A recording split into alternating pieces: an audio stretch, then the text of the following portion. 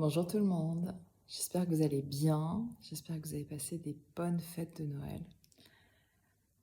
Je me rends compte avec les années d'à quel point ces périodes de Noël sont exigeantes pour notre estomac, mais pas que, émotionnellement aussi. Voilà, de voir ce qui se joue quand on est seul ou quand on a de la famille à la maison, quand on va dans la famille. Ce sont toujours des périodes qui sont extrêmement denses. Et l'idée, c'est de voir comment ça peut se passer au mieux. Voilà, quand c'est tendu, quand il peut y avoir des conflits, quand il y a des choses qui ne sont pas réglées. Et de voir aussi ce qui nous appartient dans ces cas-là et ce qui ne nous appartient pas. C'est toujours intéressant et important de voir ça. Des choses que nous avons récupérées de nos lignées maternelles, paternelles, voilà, et qui sont là, qu'on nous a offertes en cadeau, ou je dirais plus en fardeau. Et bien, qu'est-ce qu'on en fait?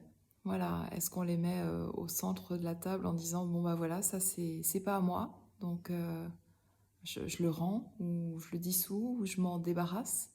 Et ça c'est à moi, ben, comment je fais pour être avec, l'accepter, et faire en sorte que ça fasse partie de mon bagage, de mon histoire. Voilà, ça peut être joyeux aussi. Donc, pour ma part, j'ai trouvé ces périodes de Noël très, très riches. C'est pas spécialement Noël, c'est ces périodes de rassemblement de famille. La mienne, celle des autres. Et de voir aussi quelle posture j'adopte et aussi quelle posture vous adoptez dans ces périodes. Est-ce que c'est la posture de l'observateur? Est-ce que c'est la posture à certains moments la victime, à d'autres moments du bourreau? Voilà, c'est toujours l'histoire du triangle de Karpman. Voilà, comment chacun est avec ces périodes. Et puis surtout, comment, au-delà de tout ça, nous essayons de nous reconnecter à la magie de Noël avec notre enfant intérieur, même s'il n'y a pas ou plus d'enfants à la maison.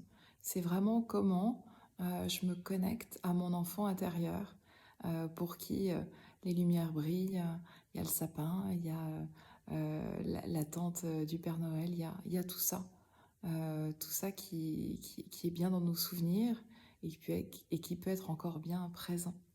Voilà.